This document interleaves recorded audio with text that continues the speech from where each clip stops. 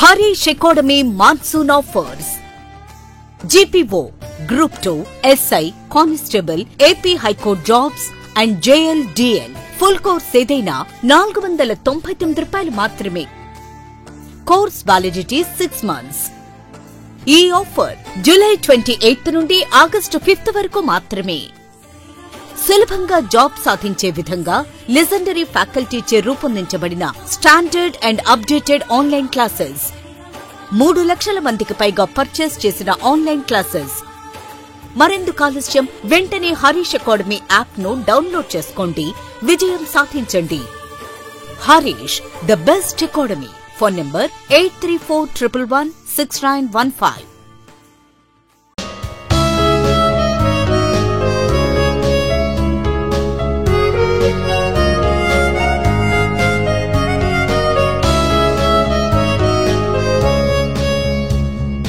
Harish, the best academy.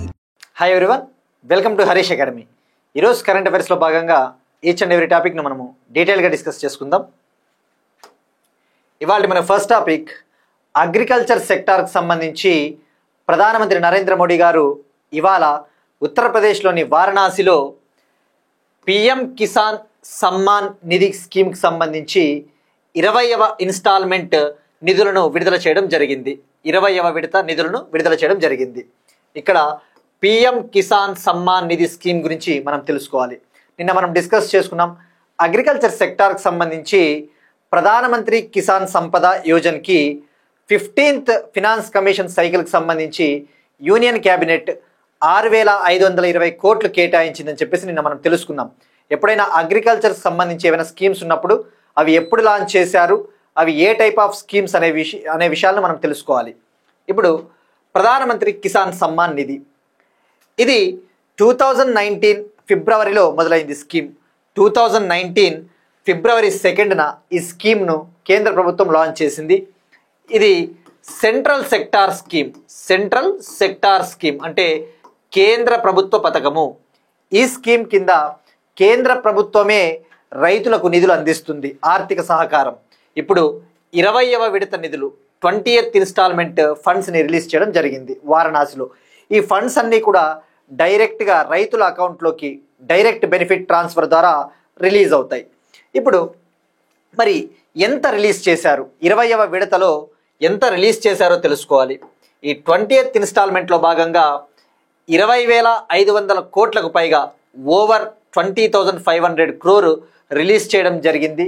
తద్వారా దేశవ్యాప్తంగా సుమారుగా 9.7 కోట్ల మందికి పైగా రైతులకు లబ్ధి చేకూరనుంది. It's going to benefit more than 9.7 crore farmers అని చెప్పవచ్చు.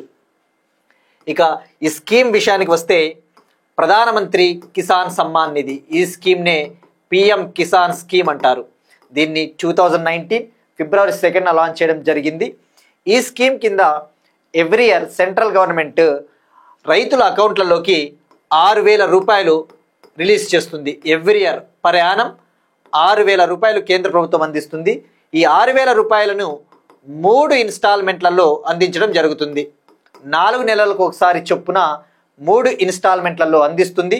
ప్రతి ఇన్స్టాల్మెంట్లోనూ 2,000 రూపాయలు వేస్తుంది. అంటే 3 ఇన్స్టాల్మెంట్లకు గాను 6,000 ఇస్తుంది. ఇది పిఎం కిసాన్ సమ్మాన్ నిధి స్కీమ్ సంబంధించి. ఇక ప్రైమ్ మినిస్టర్ మోడీ గారు ఇవాళ ఉత్తరప్రదేశ్లోని వారణాసి పర్యటన సందర్భంగా సుమారుగా 2,200 కోట్ల డెవలప్మెంటల్ ప్రాజెక్ట్స్, 2,200 crore వర్త్ అభివృద్ధి ప్రాజెక్టులకు శంకుస్థాపన చేయడం జరిగింది. సో ఎప్పుడైనా ప్రైమ్ మినిస్టర్ మోడీ గారు ఏదైనా రాష్ట్రానికి వెళ్ళినప్పుడు వీలైతే అక్కడ ఎన్ని వేల కోట్ల రూపాయల ప్రాజెక్టులను ప్రారంభించారన్న విషయం కూడా గుర్తుపెట్టుకుంటే మంచిది మనకు వీలైతే. నెక్స్ట్ వన్, ఉపరాష్ట్రపతి ఎన్నికకు సంబంధించి ఈరోజు మళ్ళీ వార్తల్లో ఉంది, మనకి డీటెయిల్గా తెలుసుకోవాలి. సెప్టెంబర్ 9న వైస్ ప్రెసిడెంట్ ఎలక్షన్కి డేట్ ఖరారు చేశారు. సెప్టెంబర్ 9th 2025న ఉపరాష్ట్రపతి ఎన్నిక జరగబోతా ఉంది. మనం తెలుసుకున్నాం, ఇటీవల వైస్ ప్రెసిడెంట్గా ఉన్న జగదీప్ ధంకర్ గారు రిజైన్ చేశారు. తన రిజిగ్నేషన్ లెటర్ని ప్రెసిడెంట్ ద్రౌపది ముర్ము గారికి అందిస్తే ఆమె యాక్సెప్ట్ చేసింది. సో ఆ పదవి ఇప్పుడు ఖాళీ అయింది. ఇప్పుడు 17వ ఉపరాష్ట్రపతి ఎన్నికకు కేంద్ర ఎన్నికల సంఘము షెడ్యూల్ విడుదల చేసింది. గుర్తుపెట్టుకోండి, ఇప్పుడు జరగబోతా ఉన్న ఎన్నిక 17వది. ఇప్పుడు వైస్ ప్రెసిడెంట్కి జరగబోతా ఉన్న ఎన్నిక 17th ఎలక్షన్. అయితే ఇప్పటి వరకు ఓవరాల్గా 14 మెంబర్సే సేవలు అందించారు. ఇది 17వ ఎన్నిక అయి ఉండవచ్చు, కానీ ఇప్పటి వరకు 14 మంది ఉపరాష్ట్రపతులుగా సేవలు అందించారు. అంటే 16 ఎన్నికలకు గాను 14 మంది ఉపరాష్ట్రపతులు సేవలు అందించారంటే దాని అర్థం ఏంటి? కొంతమంది రీఎలెక్ట్ అయ్యారు. మనం తెలుసుకున్నాం, ఉపరాష్ట్రపతి పోస్ట్ అనేది హీఈస్ ఎలిజిబుల్ ఫర్ రీఅపాయింట్మెంట్. ఉపరాష్ట్రపతి ఎన్నిసార్లైనా ఎన్నిక కాబడవచ్చు. ఇక ఇప్పుడు మనం తెలుసుకోవాల్సింది ఈ వైస్ ప్రెసిడెంట్కి సంబంధించి ఏ విధంగా ఎన్నిక చేస్తారు, ఆ ప్రొసీజర్ ఏంటి అని చెప్పేసి, అలానే ఫ్యాక్ట్స్ పాయింట్ ఆఫ్ వ్యూలో మనం కొద్దిగా డీటెయిల్గా తెలుసుకోవాలి. మనం గతంలో తెలుసుకున్నాం, వైస్ ప్రెసిడెంట్ అంటే ఇండియాలో second highest constitution post. Vice president భారతదేశంలో రాష్ట్రపతి తర్వాత 2వ అత్యున్నత రాజ్యాంగ పదవి. మరి union executive part 5 union executive articles 52 to 78 తెలుపుతుంది. ఇందులో president, vice president, prime minister, council of ministers, attorney general ఉంటారని చెప్పేసి మనం తెలుసుకున్నాం. ఈ 50 to 78 ఆర్టికల్స్లో ఉపరాష్ట్రపతి వైస్ ప్రెసిడెంట్కి సంబంధించి క్లియర్గా ఆర్టికల్స్ 63 నుంచి 71 వైస్ ప్రెసిడెంట్ గురించి తెలుపుతుంది. మనం ఒకసారి పాలిటీ పాయింట్ ఆఫ్ వ్యూలో తప్పకుండా ఆ ఆర్టికల్స్ ఏ ఉన్నాయో కూడా ఒకసారి తెలుసుకోవాలి. ఆర్టికల్ 63 వైస్ ప్రెసిడెంట్ గురించి తెలుపుతుంది. భారతదేశానికి వైస్ ప్రెసిడెంట్ ఉంటా అని చెప్పేసి చెప్తుంది. ఈ వైస్ ప్రెసిడెంట్ పోస్ట్ అనేది అమెరికాలో ఏ విధంగా అయితే వైస్ ప్రెసిడెంట్ ఆ సిస్టమ్ ఉందో ఆ సిస్టమ్నే మనం అనుసరిస్తూ ఉన్నాము, మనం ఫాలో అవుతూ ఉన్నాం. ఆర్టికల్ 63 వైస్ ప్రెసిడెంట్ గురించి తెలుపుతుంది. ఆర్టికల్ 64 ఏం చెప్తుంది అంటే, ఈ council of the states, Rajya Sabha ఉంటుంది కదా, ఈ రాజ్యసభకి ఎక్స్ అఫీషియో చైర్మన్గా వైస్ ప్రెసిడెంట్ వ్యవహరిస్తారని చెప్పేసి ఆర్టికల్ 64 చెప్తుంది. ఇక ఆర్టికల్ 66 మనకి చాలా ఇంపార్టెంట్. ఈ ఆర్టికల్ 66 వచ్చేసి election of the vice president. Election of the vice president ఏం చెప్తుంది అంటే, మనకి ఈ ఉపరాష్ట్రపతిని ఎన్నుకోవాలి అంటే పార్లమెంటులోని బోత్ హౌసెస్, లోక్సభ మరియు రాజ్యసభలో ఉన్న నామినేటెడ్ ఎంపీసు మరియు ఎలక్టెడ్ ఎంపీసు. గుర్తుపెట్టుకోండి, ఉపరాష్ట్రపతి ఎన్నికలో లోక్సభ మరియు రాజ్యసభలో ఉన్న డైరెక్ట్ ఎంపీస్ అంటే ప్రత్యక్షంగా ఎన్నిక కాబడ్డ ఎంపీలు, అలానే నామినేటెడ్ ఎంపీలు ఇతని ఎన్నికలో పాల్గొంటారు. ఇక్కడ ఎమ్మెల్యేస్, స్టేట్ ఎమ్మెల్యేస్ అయితే వైస్ ప్రెసిడెంట్ ఎన్నికలో పాల్గొనరు, ఆ విషయం గుర్తుపెట్టుకోండి. అదే ప్రెసిడెంట్ ఎలక్షన్లో అయితే లోక్సభ మరియు రాజ్యసభకు సంబంధించి కేవలం ఎలక్టెడ్ ఎంపీస్ మాత్రమే, ప్రత్యక్షంగా ఎన్నుకోబడిన ఎంపీలు మాత్రమే పాల్గొంటారు, అలానే ఎమ్మెల్యేలు పాల్గొంటారు ప్రెసిడెంట్ ఎలక్షన్లో. బట్ వైస్ ప్రెసిడెంట్ ఎలక్షన్ అంటే గుర్తుపెట్టుకోండి, రాజ్యసభ, లోక్సభలో ఉన్న ఎలక్టెడ్ ఎంపీలు మరియు నామినేటెడ్ ఎంపీలు మాత్రమే పాల్గొంటారు. ఇక ఆర్టికల్ 67 విషయానికి వస్తే term of the vice president గురించి చెప్తుంది. ఇతని పదవీ కాలం 5 years అని చెప్పేసి చెప్తుంది. ఇక ఆర్టికల్ 66లో ఎలక్షన్ ఆఫ్ ద వైస్ ప్రెసిడెంట్లో ప్రొసీజర్ని కూడా చెప్పారు. అంటే ఈ ఉపరాష్ట్రపతి ఎన్నిక ఏ విధంగా కొనసాగించాలి, ఈ ప్రొసీజర్, ఆ విధానం ఎలా అని చెప్పేసి ఆర్టికల్ 66లో ఉంటుంది. ఇక ఆర్టికల్ 68 విషయానికి వస్తే, ఒకవేళ వైస్ ప్రెసిడెంట్ పోస్ట్ కనుక ఖాళీ అయితే ఎప్పుడు ఎన్నికలు నిర్వహించాలి ఆ టైం చెప్తుంది.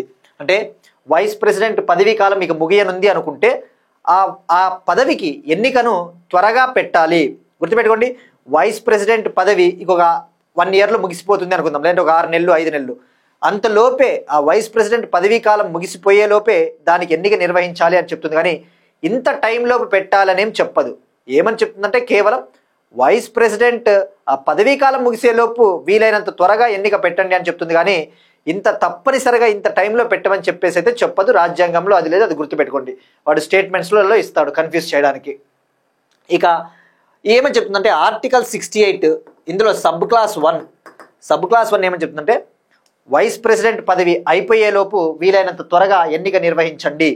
ఇక ఆర్టికల్ 68 సబ్ క్లాస్ 2 ఏం చెప్తుందంటే, ఒకవేళ వైస్ ప్రెసిడెంట్ పదవి గనక ఏదైనా కారణం చేత ఖాళీ అయితే, ఒకవేళ అతను రెసిగ్నేషన్ చేసినా, అతను రాజీనామా చేసినా, లేదన్నా అతన్ని తొలగించినా, లేదా ఆ వైస్ ప్రెసిడెంట్ మరణించినా, ఒకవేళ మరణించినా వీలైనంత త్వరగా ఎన్నిక పెట్టండి అని చెప్పేసి ఆర్టికల్ 68 సబ్ క్లాస్ 2 చెప్తుంది.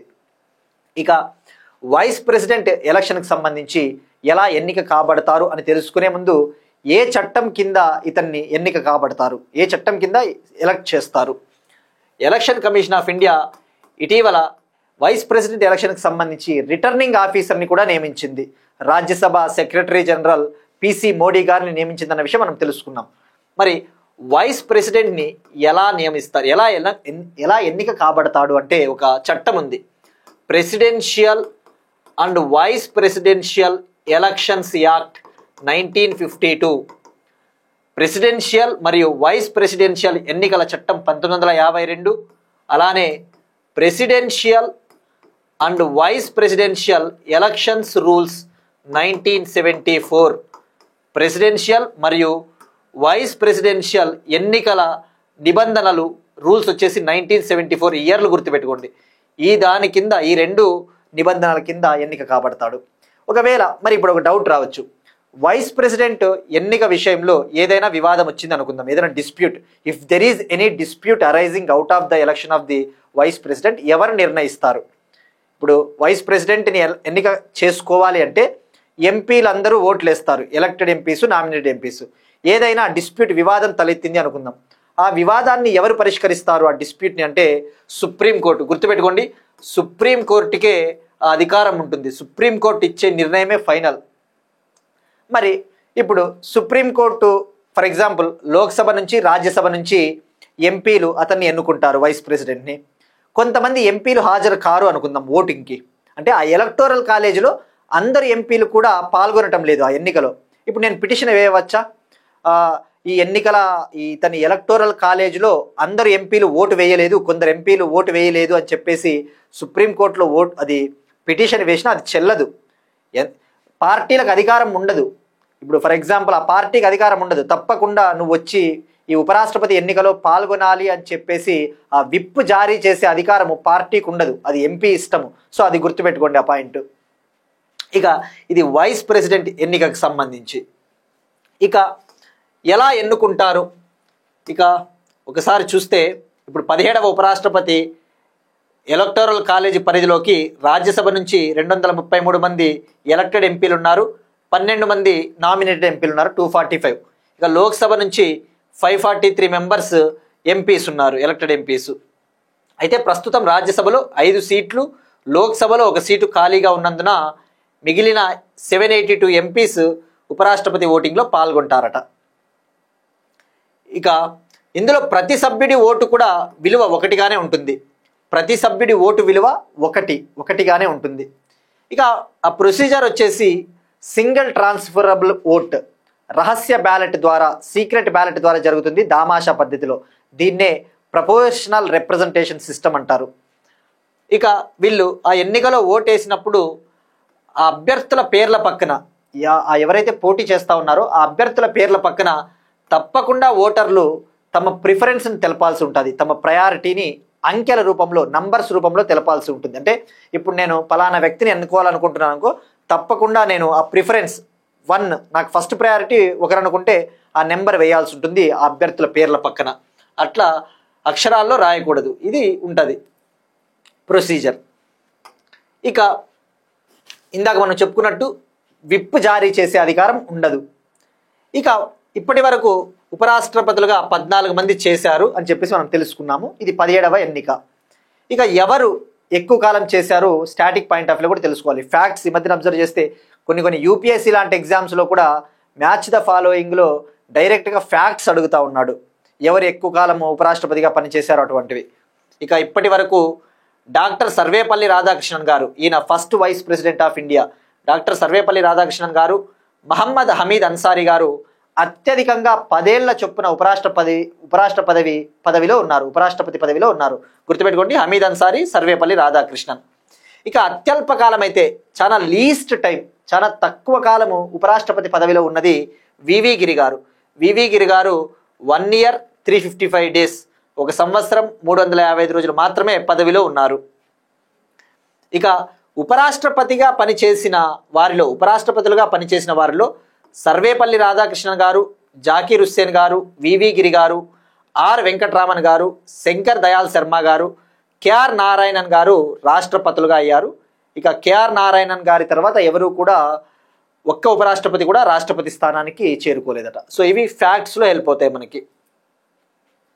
ఇక వైస్ ప్రెసిడెంట్ని బలపరచాలి. వైస్ ప్రెసిడెంట్ పోస్ట్కి ఎవరైతే పోటీ చేయాలి అనుకుంటా ఉన్నారో ఆ అభ్యర్థి నామినేషన్ వేసేటప్పుడు తనకి ఆ ఎలక్టోరల్ కాలేజీ సభ్యులు అంటే ఉంటారు కదా, ఆ ఓటింగ్ వేసే ఎంపీలలో కనీసం 20 మంది ఓటర్లు అతన్ని ప్రతిపాదించాలి. ఆ అభ్యర్థిని నామినేషన్ వేసేటప్పుడు అట్లీస్ట్ 20 మెంబర్స్ ప్రతిపాదించాల్సి ఉంటుంది, ప్రపోజ్ చేయాల్సి ఉంటుంది. ఆ తర్వాత మరో 20 మంది బలపరచాల్సి ఉంటుంది. ఎవరైతే ప్రతిపాదించి ఉంటారో ఆ తర్వాత మరో 20 మంది బలపరచాల్సి ఉంటుంది అతని నామినేషన్ని. ఇక సెక్యూరిటీ డిపాజిట్ కింద 15,000 రూపాయలను అభ్యర్థి నామినేషన్ పత్రాలతో పాటు ఈ సెక్యూరిటీ డిపాజిట్ను చెల్లిస్తారు. ఈ సొమ్మును ఆర్బీఐలో లేదా ప్రభుత్వ ట్రెజరీలో డిపాజిట్ చేస్తారట. సో ఈ పాయింట్లు మనకి హెల్ప్ అవుతాయి పాలిటీలో. ఇక ఉపరాష్ట్రపతికి సంబంధించి ఏ ఇన్ఫర్మేషన్ వచ్చినా కూడా మనకి ఇప్పటికే చాలా డిస్కస్ చేసుకున్నాం కాబట్టి will move to the next topic. Next one, సహకార రంగాన్ని ప్రోత్సహించడానికి నేషనల్ కోఆపరేటివ్ డెవలప్మెంట్ కార్పొరేషన్కి 2,000 కోట్ల గ్రాంట్కు కేంద్ర మంత్రివర్గ ఆమోదం. ఇక్కడ ఎన్సిడిసి అంటే నేషనల్ కోఆపరేటివ్ డెవలప్మెంట్ కార్పొరేషన్. ఇది సహకార రంగాన్ని బలోపేతం చేయడం కోసం కోఆపరేటివ్ సెక్టార్ ఇండియాలో అంటే ఇప్పుడు ఈ పాల విప్లవము ఇటువంటి ఉంటాయి కదా, ఈ కోఆపరేటివ్ సెక్టార్ని బలోపేతం చేయడం కోసము కేంద్ర ప్రభుత్వము యూనియన్ క్యాబినెట్ 2,000 కోట్ల రూపాయల గ్రాంట్ని ప్రకటించింది. దీన్ని సెంట్రల్ సెక్టార్ స్కీమ్గా లాంచ్ చేసింది. Grant in aid to national cooperative development కార్పొరేషన్గా ఒక కేంద్ర ప్రభుత్వ పథకంగా దీన్ని లాంచ్ చేసింది. ఇక్కడ ఎన్సిడిసి ఇది 1963లో ఏర్పాటైంది. ఒక చట్టం ద్వారా, ఒక స్టాచ్యుటరీ కార్పొరేషన్, చట్టబద్ధమైన కార్పొరేషన్ అని చెప్పవచ్చు. ఇటీవల మనం డిస్కస్ చేసుకున్నాం కోఆపరేటివ్ సెక్టార్కు సంబంధించి. ఇటీవల union home minister Amit Shah గారు, ఆయన కోఆపరేటివ్ మినిస్టర్ కూడా, సహకార మంత్రిత్వ శాఖ మంత్రి అమిత్ షా గారు ఇటీవల జాతీయ కోఆపరేటివ్ విధానాన్ని, నేషనల్ కోఆపరేటివ్ పాలసీ 2025ని న్యూఢిల్లీలో రిలీజ్ చేశారు. గతంలో అప్పుడెప్పుడో మనం డిస్కస్ చేసుకున్నాం. చివరిసారిగా 2002 సంవత్సరంలో, చివరిసారిగా 2002లో నేషనల్ కోఆపరేటివ్ పాలసీ వచ్చింది, జాతీయ సహకార విధానం. ఇప్పుడు దాన్ని రీప్లేస్ చేస్తూ దాని స్థానంలో 2025 నేషనల్ కోఆపరేటివ్ పాలసీ వచ్చింది.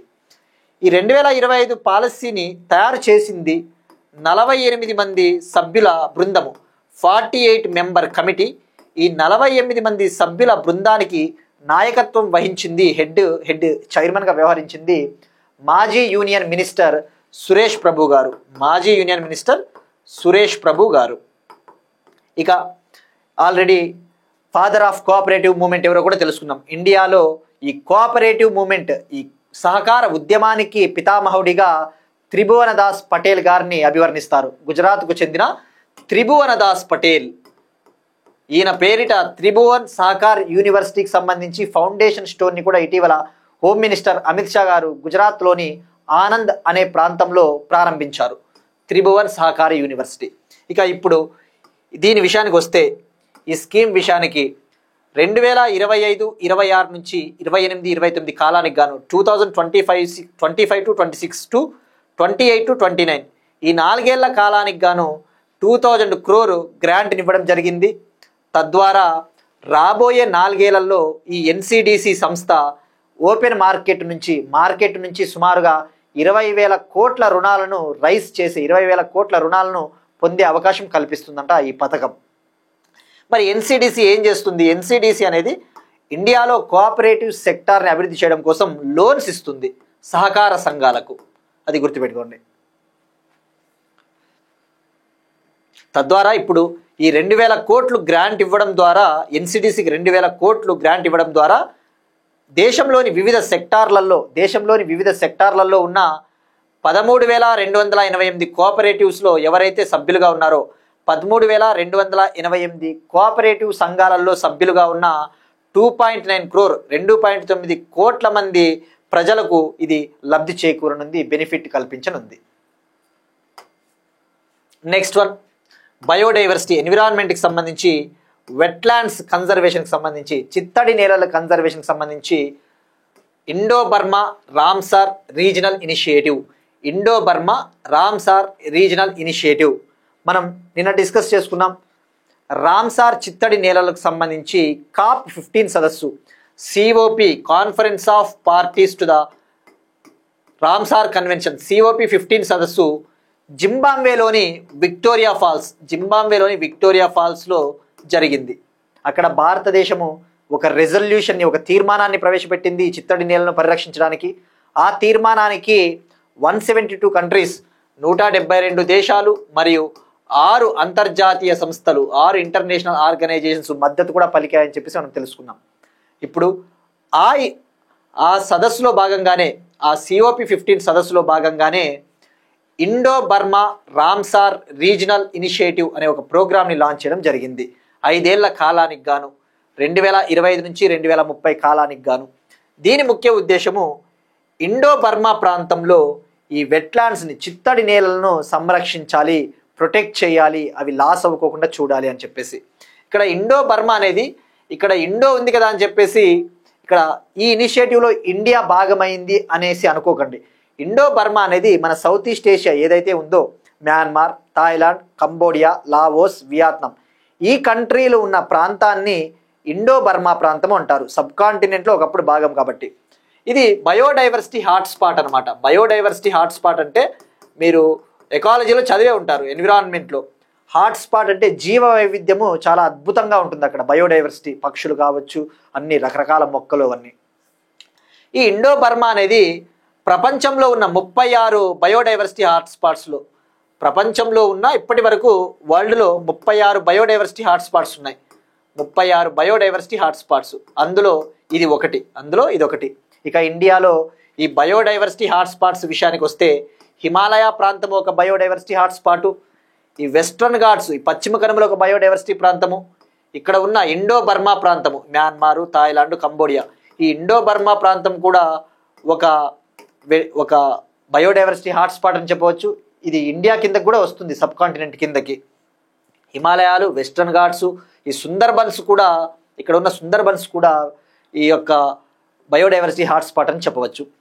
ఇక ఇక్కడ Indo Burma Ramsar regional initiative తీసుకుంటే ఇందులో 5 కంట్రీస్ ఇన్వాల్వ్ అయి ఉన్నాయి.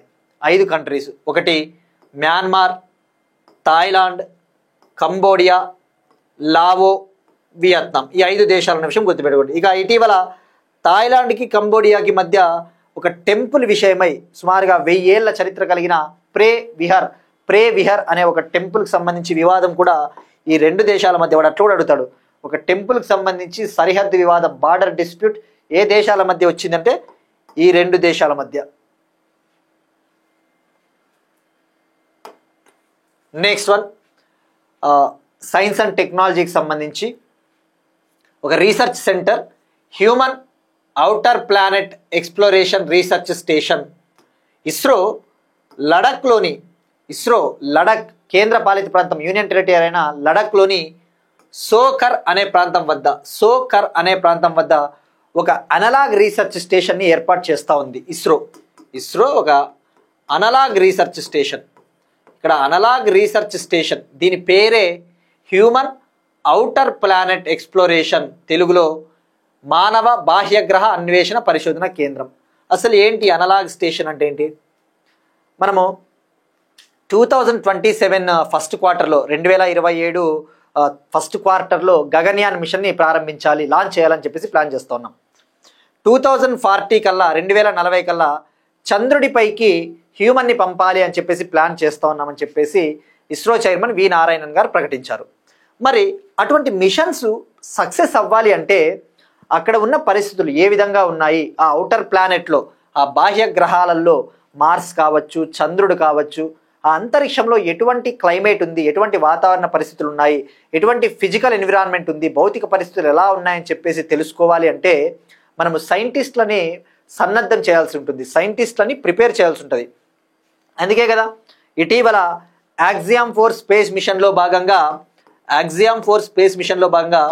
నలుగురు ఆస్ట్రోనాట్లు ఐఎస్ఎస్కు వెళ్ళారు. ఇందులో ఇండియాకు చెందిన శుభాంశు శుక్లా, పోలాండ్కు చెందిన ఉజ్నియాన్స్కీ విస్నియస్కీ, హంగరీకి చెందిన టిబర్ కాపు, అలానే అమెరికాకు చెందిన పెగ్గీ విట్సన్ అనే ఒకే ఒక మహిళ ఈ ఆక్సియామ్ 4లో పాల్గొన్నారు.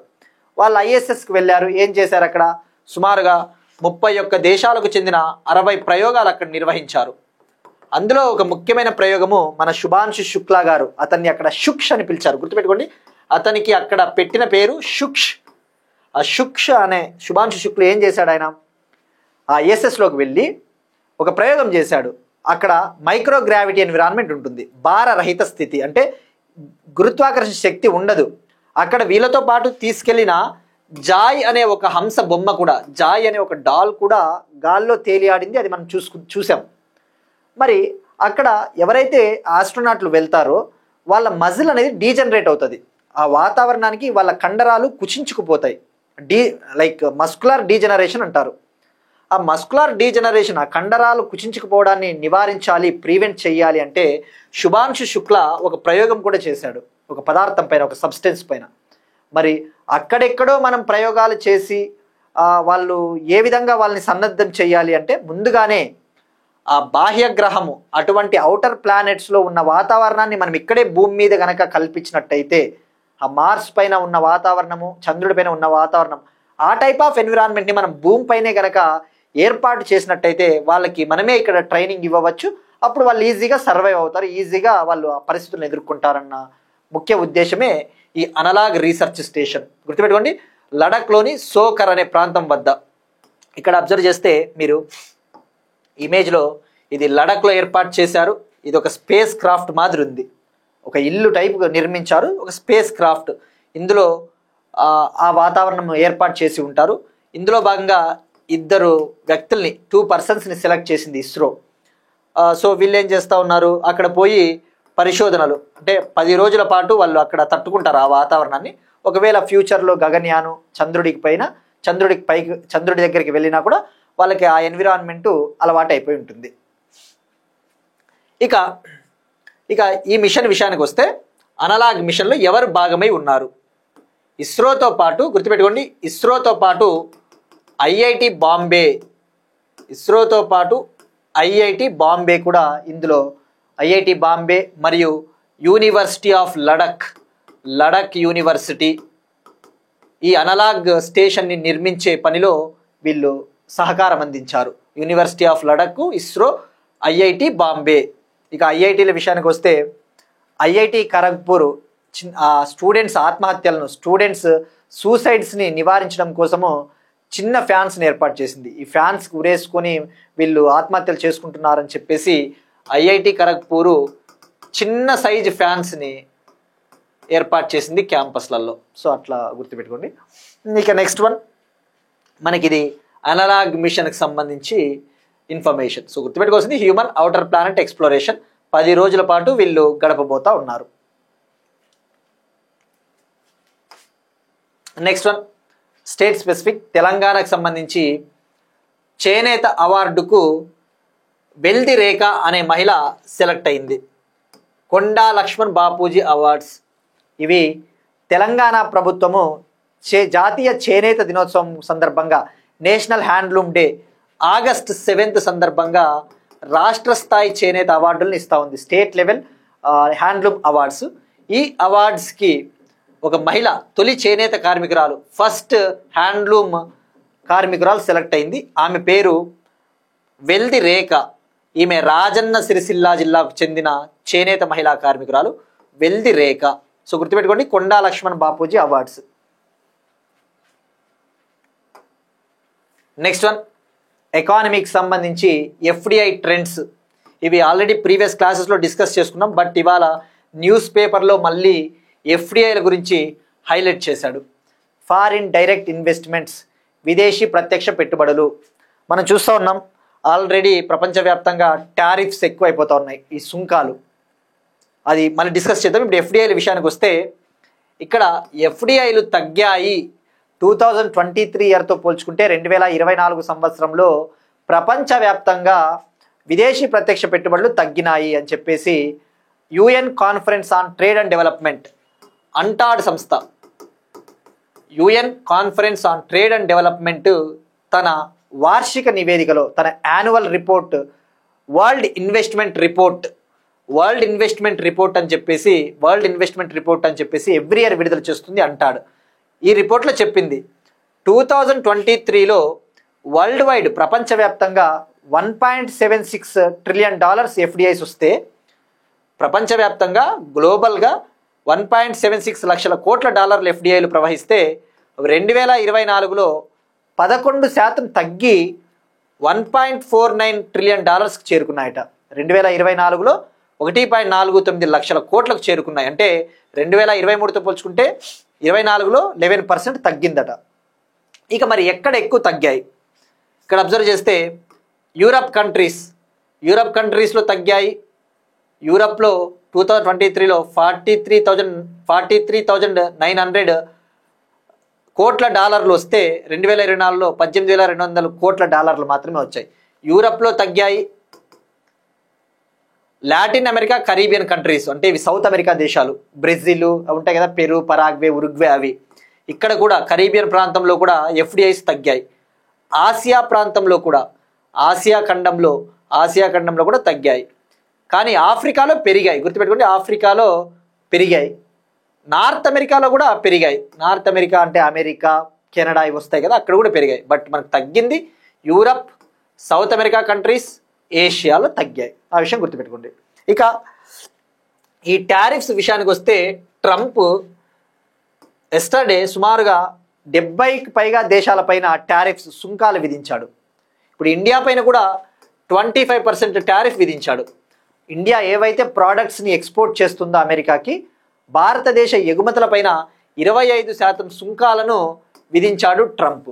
మరి దీనివల్ల ఎవరు నష్టపోతారు అంటే ఎస్బీఐ రీసెర్చ్ ఏం చెప్తోందంటే, state bank of India research, అమెరికానే ఎక్కువ నష్టపోతుంది దీనివల్ల. ఎందుకంటే అన్ని కంట్రీస్ పైన నువ్వు టారిఫ్స్ వేసుకుంటా పోతే నీ డాలర్ పడిపోతుంది, అధిక ద్రవ్యోల్బణం అవుతుంది, లైక్ ఇన్ఫ్లేషన్ పెరిగిపోతుంది, డాలర్ పడిపోతుంది, నువ్వే తగ్గిపోతావు అని చెప్పేసి ఎస్బీఐ చెప్పింది. బట్ మనం ఎగ్జామ్ పాయింట్ ఆఫ్ వ్యూలో మనం తీసుకోవాల్సింది ఇండియా పైన ఎంత వేసాడంటే 25% టారిఫ్. మరి ఇండియాకి యూఎస్ఏకి వాణిజ్యం ఎంత ఉంది? ట్రేడ్ 2024-25లో ఇండియాకి అమెరికాకి మధ్య వాణిజ్యము ట్రేడ్ $86.5 బిలియన్ ఉంది. $86.5 బిలియన్.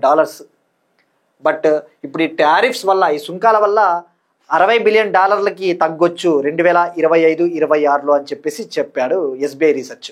బట్ ట్రేడ్ అయితే తగ్గుతుంది, కానీ అమెరికా ఎక్కువ నష్టపోతుందట. సో ఈ ఫిగర్ గుర్తుపెట్టుకోండి, ఎందుకంటే ఇండియాకి అమెరికాకి ఎక్కువగా ఇష్యూస్ ఉన్నాయి కాబట్టి ఇది మనకి ఈ గత ఫినాన్షియల్ ఇయర్ డేటా హెల్ప్ అవుతుంది. ఇక సిరియా పైన 41% టారిఫ్ వేశాడు ట్రంప్, సిరియా పైన. ఇక పాకిస్తాన్కి అయితే తగ్గించాడు, పాకిస్తాన్ పైన 19% మాత్రమే వేశాడు సుంకాలు. ఇటీవల పాకిస్తాన్ అయితే ఇక ట్రంప్ని నోబెల్ పీస్ ప్రైజ్ కూడా నామినేట్ చేసింది, అంటే ఇవ్వాలి అని చెప్పేసి ప్రతిపాదించింది. మేబీ బహుశా అదే రీజన్ ఏమో ట్రంప్కి. నెక్స్ట్ పాకిస్తాన్తో వీళ్ళు ఎక్కువగా సత్సంబంధాలు కొనసాగిస్తూనే ఉంటారు. అమెరికా పాలసీ ఎలా ఉంటుంది అంటే, ఒక విధంగా చెప్పాలి అంటే ఇండియాతో మంచిగా ఉన్నట్టు ఉంటాడు, కానీ ఇండియాకి శత్రువు అయిన పాకిస్తాన్తో కూడా మంచిగా మెయింటైన్ చేస్తూ ఉంటాడు. ఎందుకంటే శత్రువుకి శత్రువు మిత్రుడు అంటారు కదా, సో మేబీ ఆ కాంటెక్స్ట్ అయి ఉండొచ్చు. World politics is always about dynamic. ఇక బ్రెజిల్ పైన కూడా 50% టారిఫ్స్ వేశాడు. ఎందుకంటే బ్రిక్స్ కంట్రీ కాబట్టి బ్రెజిల్ పైన 50% టారిఫ్ వేశాడు. సో ఇవి ఈ సుంకాల గురించి గుర్తుపెట్టుకుంటే సరిపోతుంది, మన ఇండియా విషయంలో గుర్తుపెట్టుకుంటే సరిపోతుంది. ఇక ఇప్పుడు క్వశ్చన్స్ చూద్దాం, కొన్ని ఫ్యూ క్వశ్చన్స్. ఇవి మనం డిస్కస్ చేసుకున్నవే ఆపరేషన్స్ గురించి. ఆపరేషన్ మహాదేవ్, ఇటీవల ఆపరేషన్ మహాదేవ్ను ఎక్కడ నిర్వహించారు? దీని ముఖ్య ఉద్దేశం ఏంటి? Main purpose of operation Mahadev ఏంటి? అలానే ఆపరేషన్ కలనేమిని ఏ రాష్ట్రం నిర్వహించింది? ఇది ట్రై చేయండి.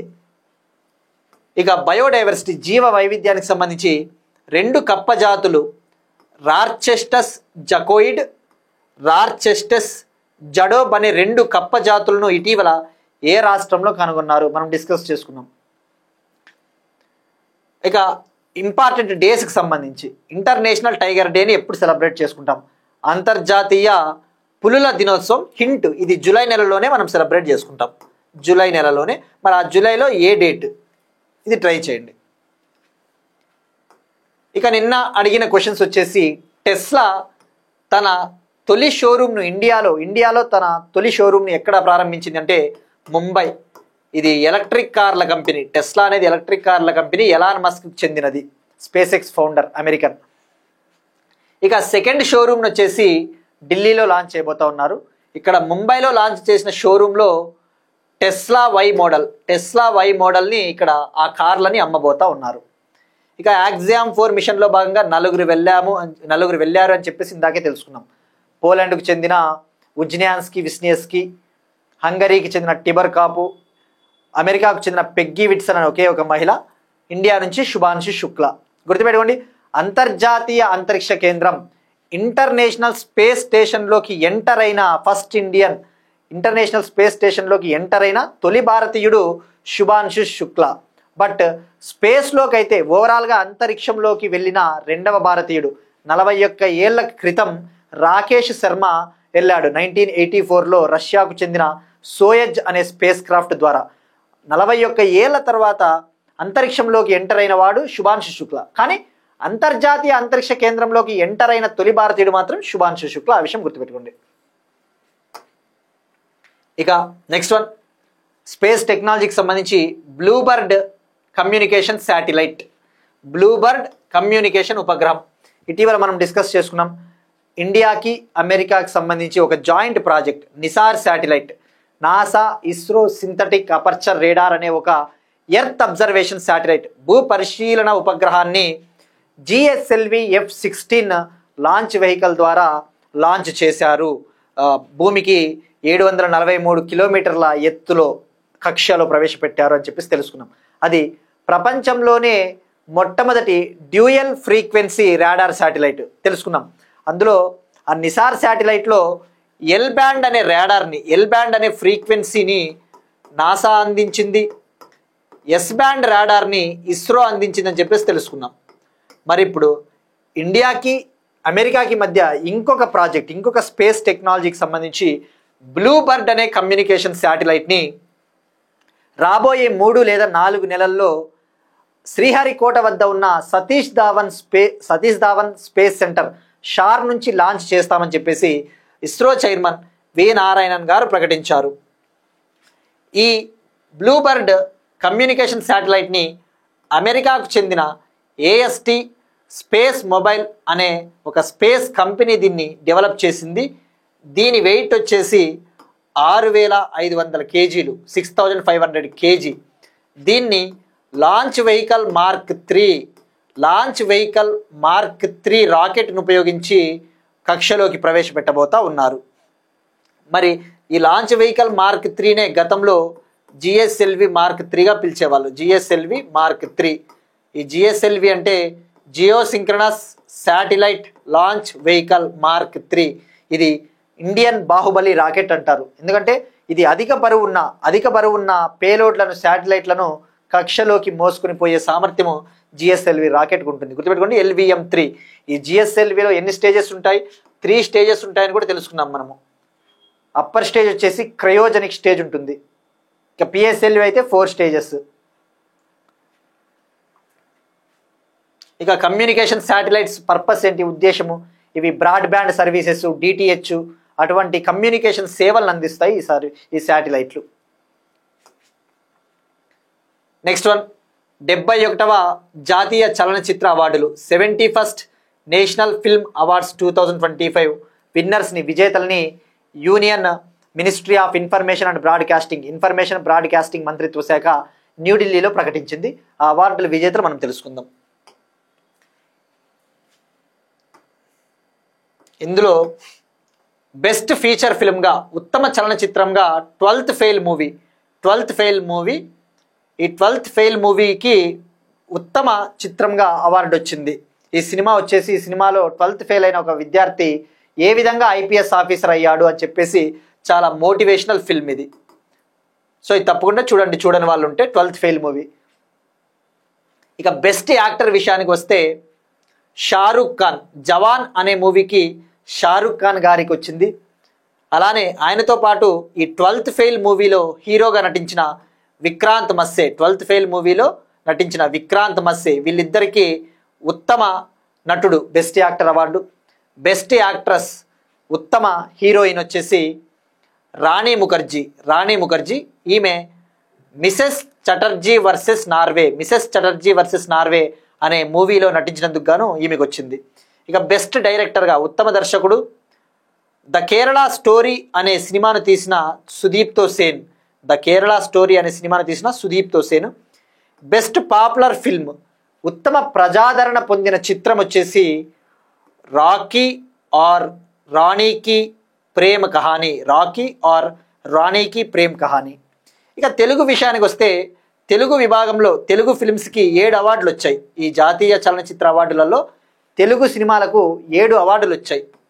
అందులో బెస్ట్ తెలుగు ఫిల్మ్ వచ్చేసి ఉత్తమ తెలుగు చలనచిత్రం భగవంత్ కేసరి, నటుడు బాలకృష్ణ గారు నటించిన సినిమా. బెస్ట్ యాక్షన్ డైరెక్షన్ మూవీ ఉత్తమ action direction movie Hanuman movie.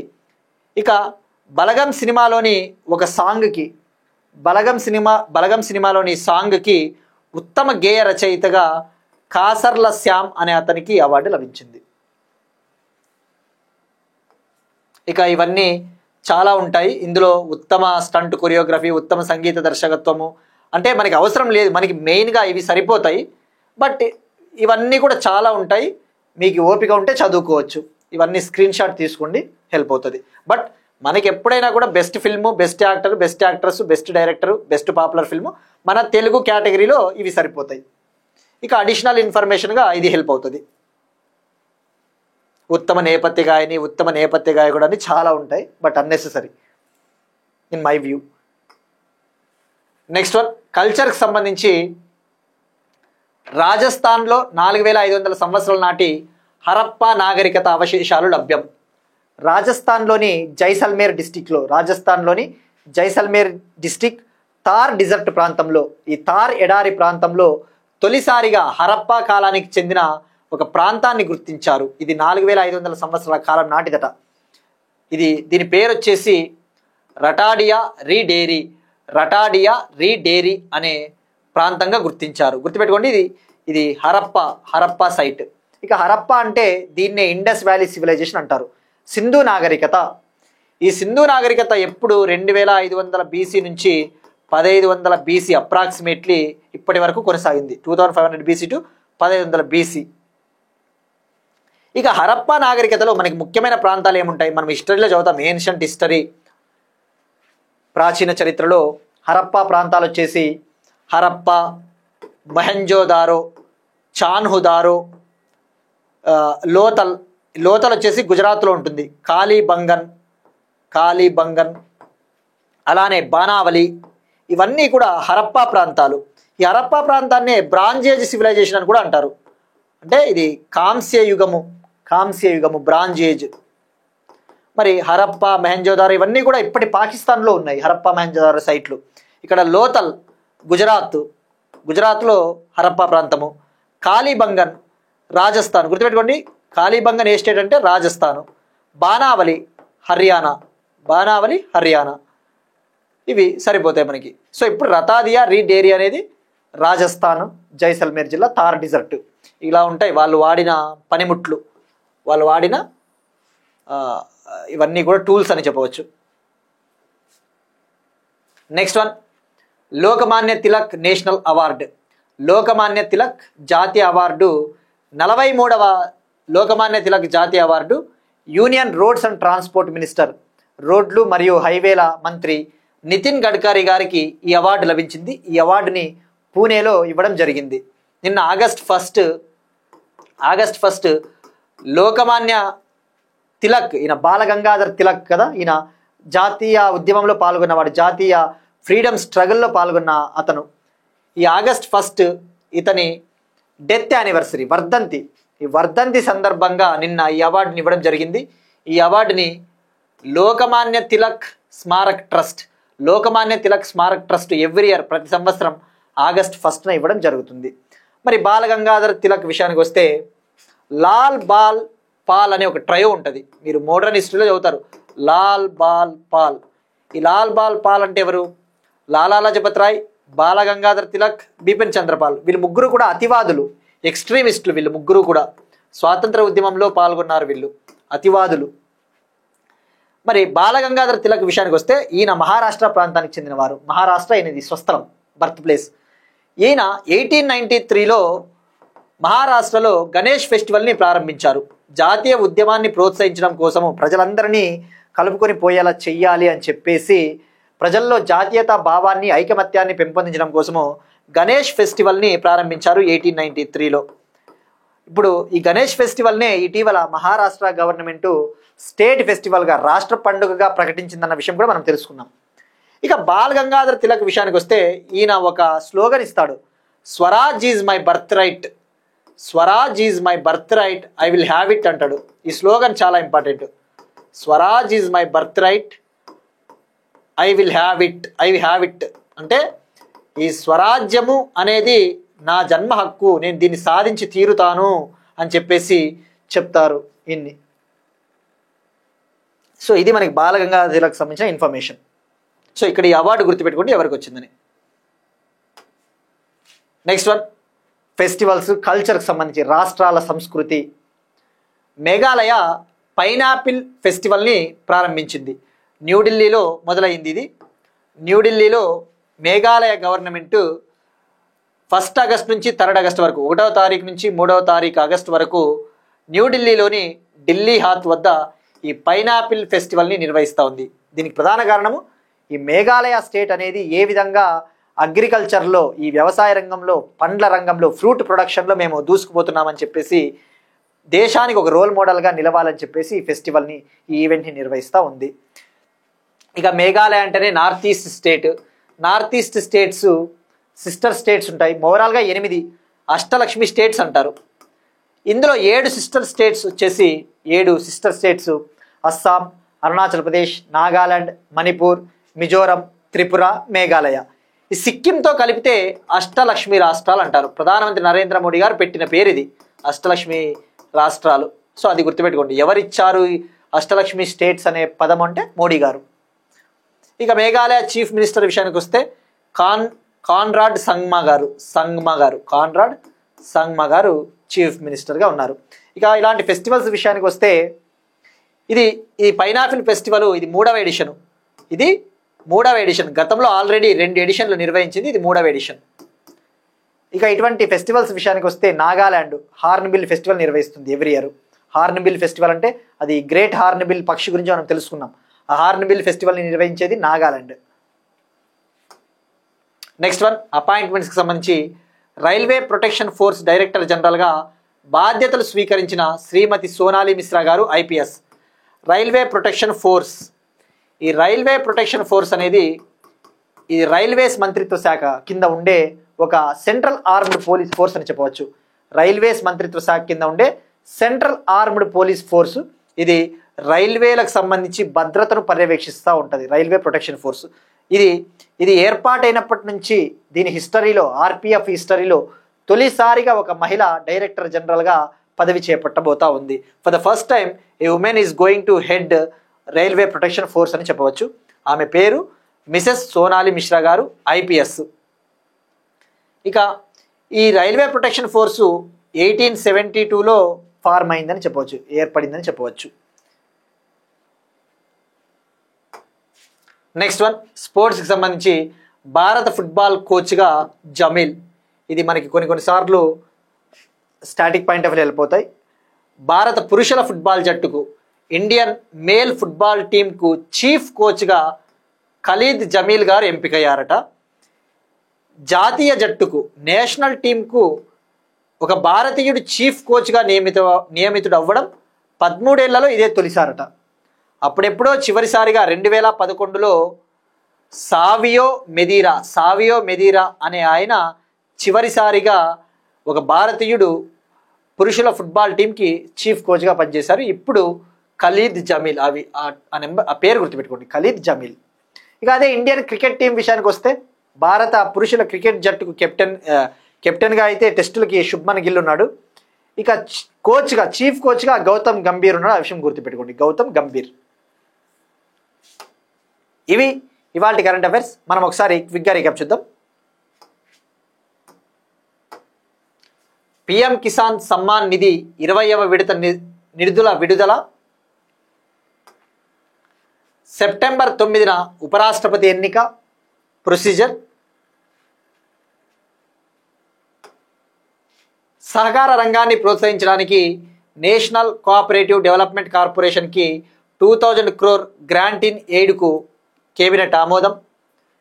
Indo Burma Ramsar regional initiative. Human outer planet exploration research station మానవ బాహ్యగ్రహ అన్వేషణ పరిశోధనా కేంద్రం లడక్.